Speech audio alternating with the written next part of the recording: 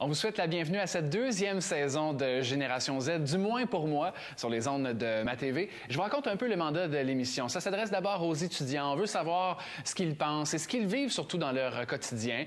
Parfois, ça peut faire partie de l'actualité également. Bref, leur opinion. Et aujourd'hui, on s'exprime sur l'immigration.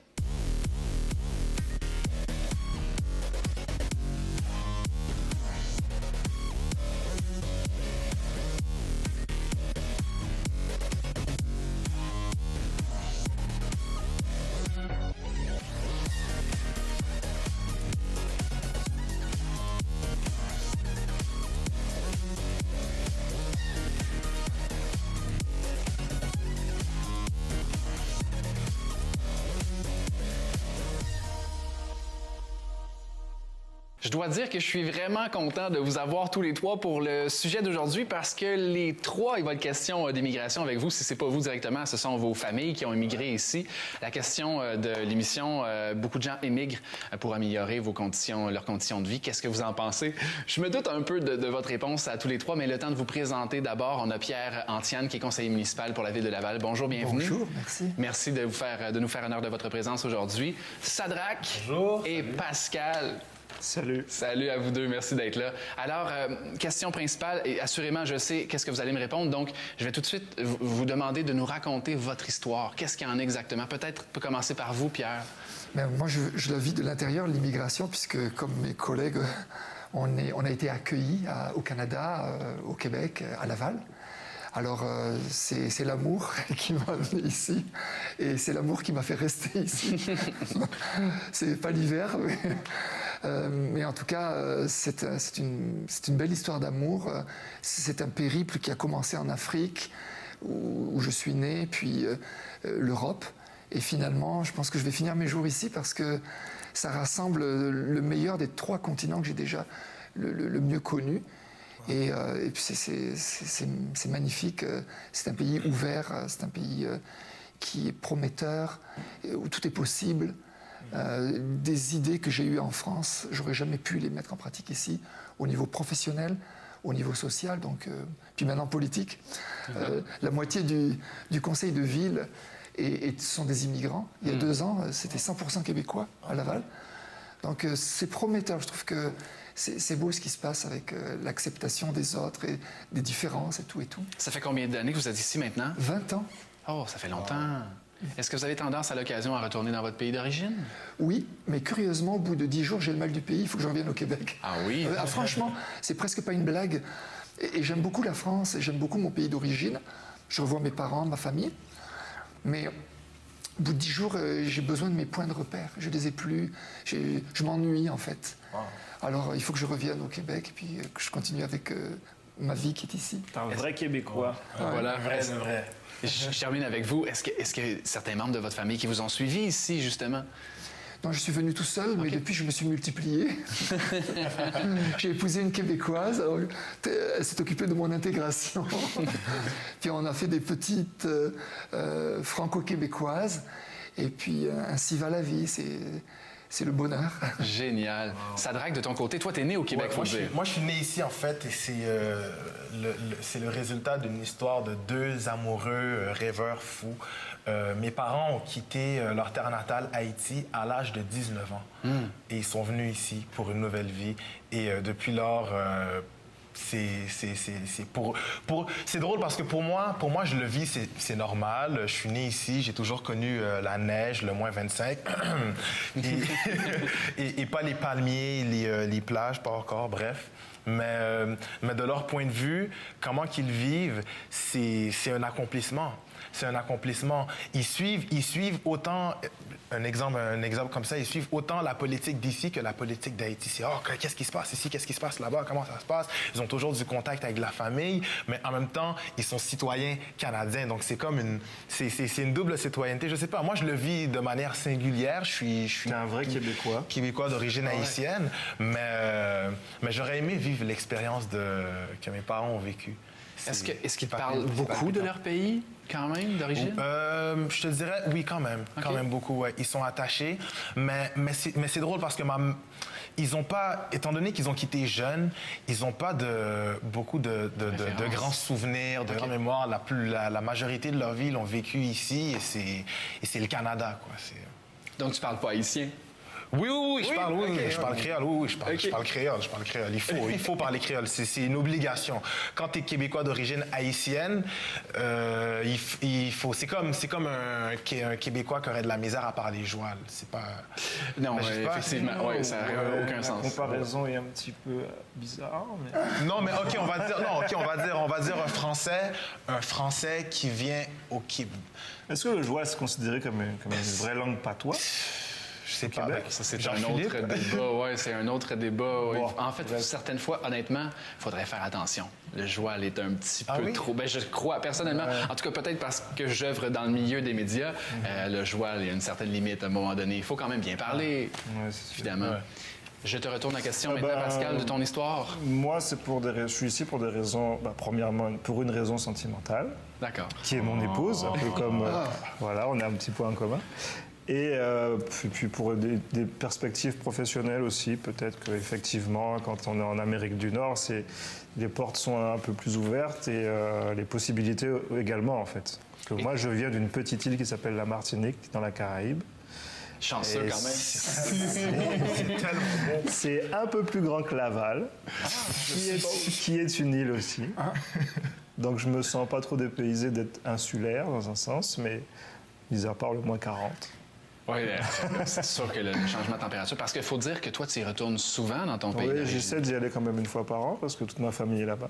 Mais toi, ça veut dire que tous tes premiers Noël, tu les as vécus sur la plage, là? Avec des palmiers. Avec Non, des, mais c'est- avec des c'est Pères comme- Noël noirs et tout. Des Pères Noël noirs. Ouais, qui arrivaient. Mais ça, c'est. Mais il vient comment? En traîneau? Il vient Il en se débrouille, là. stylotique, Il c'est vient quoi? en scooter de mer. Non, je plaisante. Mais bon, tu sais, c'est un folklore hérité de la France. Hein, tu sais, le Papa Noël, tout ça, c'est commercial. Donc, chez nous aussi, on met un sapin. On fait venir des sapins des pays froids par container. On les plante et on les décore comme chez vous. Mais vous avez un beau cantique de Noël de la compagnie créole. Ça fait rire, là. Non, C'est pas un consigne de Noël. De Noël, hein? non, c'est une chanson de Noël qui est magnifique, mais je ne m'aventurerai pas à la chanter. Ouais, Mais c'est joli. Oui, on a plein de cantiques de Noël, effectivement, des grands classiques qu'on met à la sauce créole. Je sais, chers téléspectateurs, on parle de Noël alors que c'est passé depuis un petit bout maintenant. Ne vous en faites pas, le sujet de l'émission est autre. Avant de passer au prochain bloc, le truc que vous appréciez le plus ici au Québec, qu'est-ce qui vous marque le plus maintenant que vous êtes ici? Une affaire que vous appréciez davantage? Je me Je vous lance la question 3. Ouais, ben, je me rends compte que, entre guillemets, en entrant maintenant à ce stade de ma vie dans ce qu'on appelle la société, le vrai monde, en ce qui en est pour les études. Le coût des études. J'ai cherché, au début, j'avais des filles, oui, moi, je veux étudier à Miami, je veux partir ailleurs. Et j'ai dit, ah non, le Québec, c'est une place on est assez privilégié au niveau des études. Le coût de la vie, le coût des études, comparativement à d'autres pays, je trouve qu'on est assez privilégié sur ça, là. Rapidement. Pour moi, immigration égale emploi. Donc, en venant ici, c'est sûr que je suis venu pour l'amour, par amour, mais l'emploi, c'est très important, c'est essentiel pour m'aider à bien être intégré. Donc, j'ai créé 2 entreprises en France et on m'a expliqué que ça prendrait 5-6 ans avant de fonctionner. Ici, tout de suite, dans les semaines qui ont suivi, j'ai trouvé un bassin de collaborateurs. Ils m'ont tout de suite fait travailler. Donc, ça, c'est un point qui m'a beaucoup aidé dans mon intégration. Et c'est ce que tu nous disais toi aussi, Pascal, les perspectives d'emploi tantôt. Hein?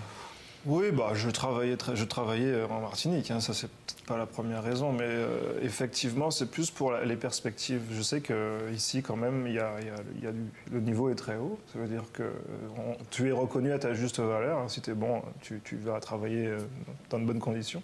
Il y a des pays où c'est pas ça, hein. C'est plus des filons, des contacts. Le réseautage est quand même plus important en France qu'ici, je trouve. Ici quand même, on est un peu plus à armes égales, j'ai l'impression, à niveau égal en tout cas. On vous présente d'ailleurs des témoignages de gens très fiers d'avoir obtenu leur citoyenneté canadienne.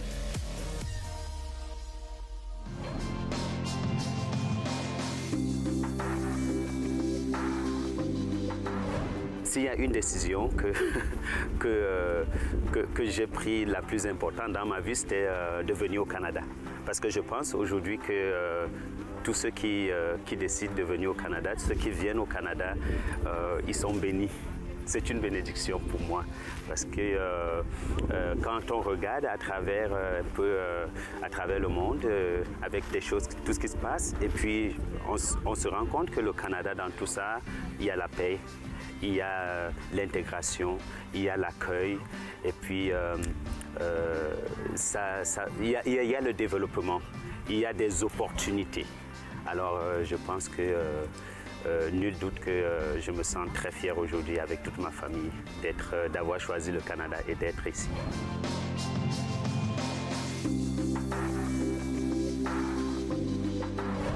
Je voyage beaucoup dans le cadre de mon travail et une question que les gens me posent souvent, c'est « Mais d'où venez-vous » Et je leur réponds souvent « Je viens du Canada, je suis canadienne ». Je vois dans le visage des gens ce beau sourire, cette appréciation du Canada, des Canadiens. Nous avons une bonne réputation à l'étranger, mais la question revient toujours à mes origines. Mais où êtes-vous né? De quelle origine êtes-vous? Et je réponds toujours, je viens du Madagascar. Je suis née à Madagascar, mais maintenant je vis au Canada et je suis canadienne. Et tout ça, en fait, reflète cette image de la famille canadienne où on vient tous de différents coins du pays ou différents coins du monde, mais on fait tous partie de la grande famille canadienne. Et vous, pourquoi êtes-vous fiers d'être canadien? Je suis bien curieux d'entendre ce que vous avez à me dire là-dessus. C'est-à-dire que dans votre entourage en général, est-ce que les gens sont ouverts sur les autres cultures? Est-ce qu'on s'intéresse à l'autre? Est-ce qu'on se mélange? Je pensais à toi, Sadraque, en particulier à l'école. Ouais. Est-ce que c'est des clans? Est-ce qu'on est intéressé à savoir ce que l'autre a à offrir? Beaucoup, beaucoup, beaucoup, beaucoup. En fait, j'ai grandi dans un environnement très, très multiculturel. J'étais allé à l'école secondaire Saint-Maxime à Laval. Okay. C'est une des écoles, je pense que c'est l'école la plus multiculturelle. Mes meilleurs amis d'enfance s'appellent Mohamed, Amin. J'ai grandi avec des Algériens, des Marocains, des Haïtiens aussi, mais... Pour moi, c'était normal. C'était quelque chose de normal. En ayant grandi avec des enfants de parents immigrants, je trouve que l'immigration, c'est quelque chose qui nous a rassemblés et on s'est unis plus qu'autre chose et t'apprends beaucoup. J'ai baigné dans tellement de cultures que maintenant, je sais pas, on dirait qu'en termes de connaissances générales et de goût aussi, ça joue beaucoup. Ça travaille beaucoup sur soi-même en tant que personne. Et ça nous fait évoluer. Ça nous fait évoluer, puis c'est très facile. Pour moi, maintenant, c'est très facile de m'adapter. Je peux aller dans un autre pays et m'adapter facilement parce que dans mon enfance, j'ai grandi avec des gens qui étaient... entre guillemets, différents de moi, tandis qu'on n'était pas nécessairement différents parce que c'était l'immigration qui nous reliait en tant que telle. Vous avez juste une histoire différente, en fait. C'est ça, c'est l'histoire qui est différente. Ouais, intéressant. Pascal, de ton côté? C'est sûr que dans mon entourage, j'essaie quand même de fréquenter des gens assez ouverts d'esprit. C'est normal, mais c'est difficile maintenant d'être fermé culturellement, parce qu'il y a tellement de cultures qui se mélangent de plus en plus. Surtout ici. On traverse une période quand même assez difficile au niveau planétaire, mais en même temps, je trouve que c'est un mal pour un bien, parce qu'on se rend compte de plus en plus qu'on est différents sur la planète. Et le fait de le savoir, déjà, c'est un grand pas en avant, parce que on va se rendre compte à un moment qu'il faut tout simplement se supporter les uns les autres et qu'on n'a pas le choix. On est égaux. Parce que de toute façon... on ne peut pas s'uniformiser, c'est impossible. On est tous... Il y a trop de différences autour de nous pour... Alors, tu ne perçois pas aucune limite de certaines personnes? Moi, ceux qui le sont peut-être plus fermés, je ne les perçois même pas, parce que je ne les fréquente pas. Mais je ne me suis jamais posé cette question personnelle, en tout cas, de savoir est-ce qu'il fallait que je m'adapte ou que je fasse un effort. C'est des choses naturelles, en fait. Pierre, vous êtes ici depuis une vingtaine d'années. Vous me disiez tantôt, est-ce que vous avez senti un changement au fil des ans en termes d'ouverture d'esprit sur les différentes cultures? Oui, et puis tant mieux, c'est très encourageant. C'est sûr qu'il y en a qui seront toujours, et ils sont très peu nombreux, heureusement, mais ils font beaucoup de tort. Essayer de séparer les gens, de les monter les uns contre les autres, comme toutes les horreurs qu'on entend, mais que ça se passe à Jakarta, à Ouagadougou, à Paris, tout ce qu'ils font, c'est finalement réunir réunir les populations. Donc de plus en plus, on est tellement connectés tous sur le monde avec tous les outils informatiques qu'on a, qu'il y a une solidarité mondiale. Puis quand le monde vient, comme les réfugiés syriens qui débarquent à Laval, ou au Québec, ou ailleurs, alors tout à coup, il y a une mobilisation qui est spontanée, et même les plus réfractaires, même ceux qui sont pas vraiment pour ceux qui sont différents ou Pour le mélange. Pour le mélange, eux, ils se réconcilient ou ils sont endoctrinés, mais dans le bon sens, pour accueillir les laissés pour compte. Ou, peu importe, même si on est un Québécois de souche, et il y en a beaucoup qui sont très mobilisés aussi, je ne parle pas simplement des immigrants, si quelqu'un est dans le besoin, qu'il soit québécois ou un immigrant, il va l'aider. Mais dans une soirée un peu trop arrosée, il va peut-être dire n'importe quoi. Mais quand le moment sera venu, je suis sûr que tout le monde... J'ai une confiance sans limite en la nature humaine, et je suis sûr que tout le monde... Il y a quelque chose quand même que je dis souvent en rigolant, c'est qu'il y a quelque chose qui nous unit au Québec, c'est le froid. Parce que quand il fait moins 40, là, on se pose moins de questions. Hein. Tu sais, on dirait que tout le monde se bat contre déjà la nature et on se met tous, tu sais, en communauté face à cet événement naturel qui est l'hiver, quoi. Si ton auto est coincé dans un banc de neige, que le mec qui vient t'aider, non, viens m'aider, s'il te plaît. Dans les pays chauds, c'est un peu plus compliqué parce qu'il n'y a pas de sentiment d'insécurité au niveau du climat. On gambade dans la rue à longueur d'année sans être freiné par une tempête ou quelque chose du genre. Mais ici, on dirait qu'on est solidaire face à la nature. Mais c'est amusant ce que tu dis, parce que mon frère, par exemple, me disait qu'il ne s'entend pas bien avec son voisin, il ne se parle pas, mais à un moment, il a été bloqué dans un banc de neige, puis tout à coup, ils ont oublié leurs différends, puis tout le monde est égal devant l'hiver. Mais c'est vrai, la seule fois où j'ai parlé à mon voisin, c'est quand son tempo est atterri chez moi, parce qu'il y a eu trop de vent et que c'était la tempête. Là, il est venu le ramasser dans la cour et là, on a commencé à parler. Donc, on a trouvé le remède au racisme. C'est le moins 40. C'est le moins 40. Le moins 40. Puis c'était de la neige dans un pays. Puis c'était un bon tempo là, dans votre... Excusez-moi. Non, c'est bon. C'est très bon. On rigole, mais avant le prochain bloc, est-ce qu'encore en 2016, on est témoin d'actes de racisme? Est-ce que vous en entendez parler, si c'est pas vous qui l'avez vécu personnellement? Pour ma part, dans ma génération Z en tant que telle, non, c'est rare. C'est rare. Et quand il y a un acte de racisme qui est vu ou qui est entendu, parce qu'on a grandi avec l'éducation qui était déjà planifiée pour être contre le racisme. Je sais pas, depuis le primaire, on avait des intervenants qui venaient dans nos classes. Oh non, le racisme, bien, ça. Tu vois? Donc, c'est devenu dans notre mentalité. Donc, je pense que c'est de plus en plus rare. Ça veut pas dire que c'est pas là, mais... C'est pas cool. C'est plus cool. C'est comme fumer. À une époque, c'était cool, fumer, autour d'un feu, le Marlboro avec son cheval. C'est ça. Dans les films, non, sérieux, c'est plus cool de fumer. C'est plus cool d'être enfermé sur soi-même, puis d'être raciste. C'est juste, on est passé à autre chose. C'est impossible de toute façon. Hein. C'est impossible d'être raciste à notre époque. Sinon, on va se mettre dans une grotte, on va creuser un trou. C'est mal vu. Socialement, c'est impossible d'être raciste. C'est bien. En fait, il y en a qui le sont, mais vont le cacher davantage, justement, ne s'exprimeront plus autant que par le passé, possiblement. La fameuse phrase du « Moi, je suis pas raciste. » C'est ça. Mais ça, c'est limite drôle. Et dès qu'il y a un « mais », effectivement, on s'en va, comme on le fait habituellement, aller voir l'opinion de nos cégepiens. Je crois que c'est une bonne chose, l'immigration au Québec. Ça nous amène, ça amène de la diversité un petit peu dans la culture. Et chaque personne qui arrive dans la province, elle amène quelque chose de nouveau. Moi, je suis pour ça. À propos de l'immigration, je peux dire que c'est un pays ici qui nous offre une grande opportunité pour faire beaucoup de choses, pour étudier, pour chercher de nouvelles opportunités de travail, pour faire une famille. Je crois qu'il faut mieux supporter les immigrants, notamment dans les questions de francisation au Québec. Okay. Puis de réussir à allier francisation et travail. Parce que souvent, les trucs en francisation se donnent durant le jour. Souvent, c'est ça. Souvent, comme les immigrants ont à choisir entre se franciser ou à se trouver une job rapidement. Puis généralement, ils vont se trouver une job où ils n'ont pas nécessairement besoin d'apprendre le français, puis ça fait un blocage comme au niveau de l'intégration au Québec. Messieurs, comment voyez-vous l'avenir maintenant pour l'immigration? On va focusser sur le Québec, mais ça peut être aussi, bien sûr, au Canada.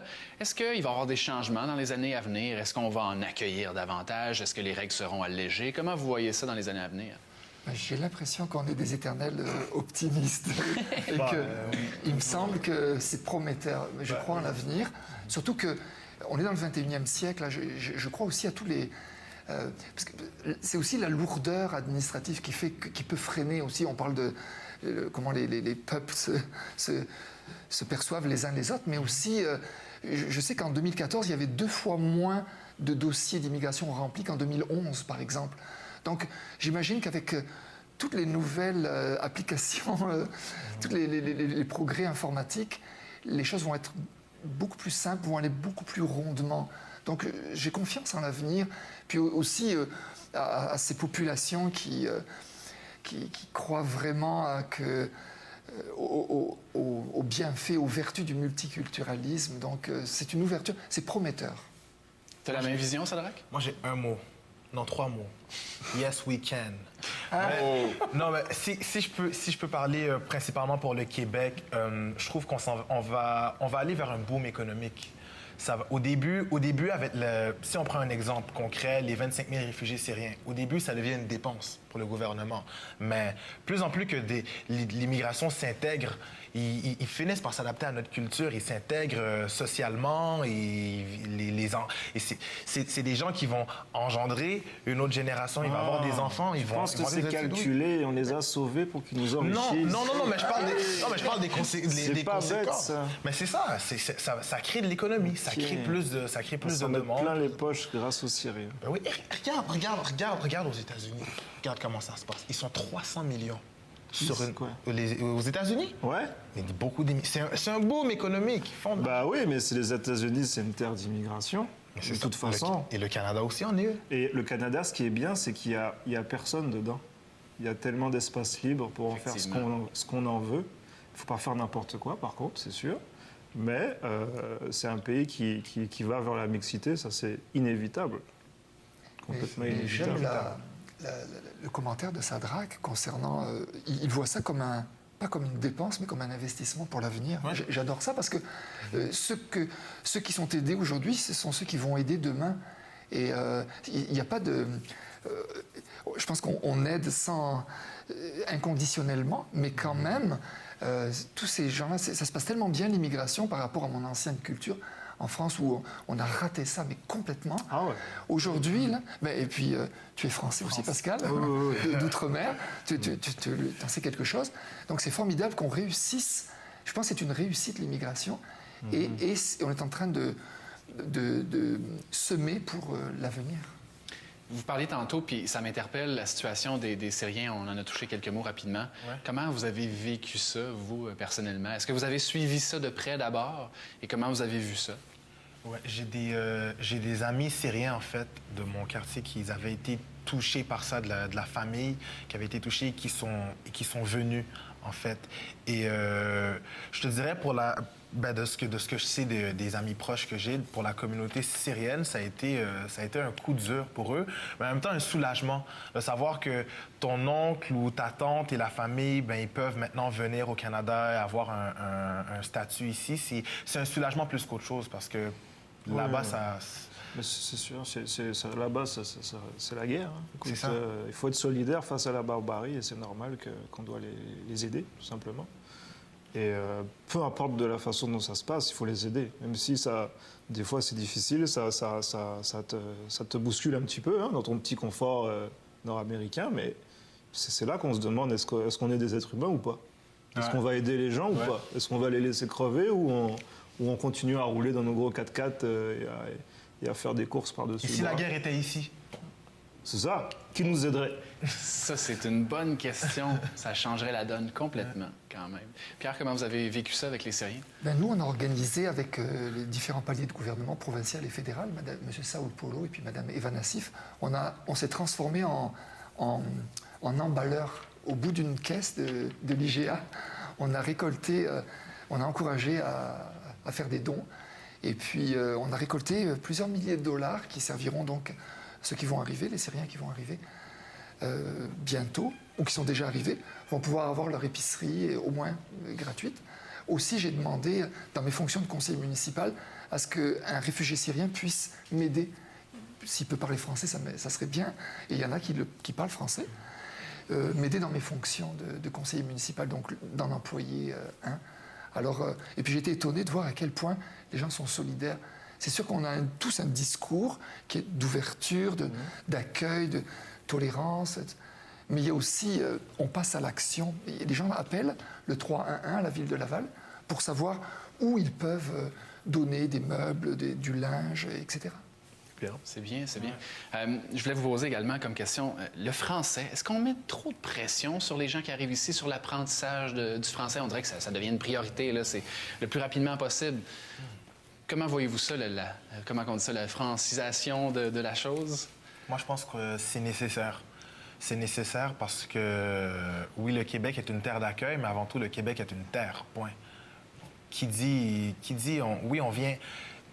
Tu sais, si je me mettrais dans la place de celui qui immigre au Québec, je prendrais la peine de au moins connaître la culture. Oui, je vais avoir des enfants qui vont vivre ici. Et de toute façon, c'est inévitable. Mes enfants vont connaître le français si j'émigre ici. Donc, je pense que c'est pas exagéré comme pression. Puis même de savoir aussi que le français, c'est minoritaire au Canada. Faut pas oublier. On pense beaucoup, oui, mais c'est le Québec, mais le Québec dans le Canada. Et si on pense au Québec dans l'Amérique du Nord, c'est une minorité francophone. Oui, c'est sûr que c'est une minorité, mais tu sais, je pense qu'il faut pas leur infliger ça, comme tu dis. C'est sûr qu'il faut pas leur faire peur en disant « apprends le français, sinon tu n'auras pas de travail ». Mais il faut peut-être tourner ça comme leur faire aimer la langue française plus qu'autre chose. Leur donner les outils pour qu'ils l'apprécient, pour qu'ils comprennent pourquoi il faut la maîtriser un minimum, et pas leur infliger ça comme une sorte de punition. Tu sais, tu dois apprendre français, sinon on va te renvoyer chez toi. Non, c'est pas la bonne façon de faire les choses. C'est clair que l'anglais, c'est la facilité. Tout le monde colle 2 mots d'anglais. N'importe qui sur la planète arrive à coller 2 mots d'anglais pour s'exprimer. Le français est quand même un peu plus difficile comme langue, partout, enfin pour tout le monde. Ouais. Tous les étrangers, et il faut le tourner différemment. Il faut l'offrir comme un cadeau, plus comme une punition. Merci beaucoup. Puis rapidement, Pierre, peut-être? Oui, j'allais faire du pouce sur ce que vient de dire Pascal, dans le sens où, moi, au conservatoire de musique, on m'a forcé à apprendre le solfège, puis je me suis rebuté, je me suis braqué. Alors, je ne sais pas si on peut faire une association, mais avec le français, oui, effectivement, Sadraque, il faut vraiment mettre l'emphase là-dessus. Mais il y a une façon de le faire, de façon très pédagogique, pour que ce soit agréable, puis que tout le monde s'y retrouve. Je comprends qu'on est accueilli sur des terres qui sont francophones, qui sont pas mal entourées d'anglophones. Ça, je comprends tout ce discours-là, identitaire, linguistique et tout.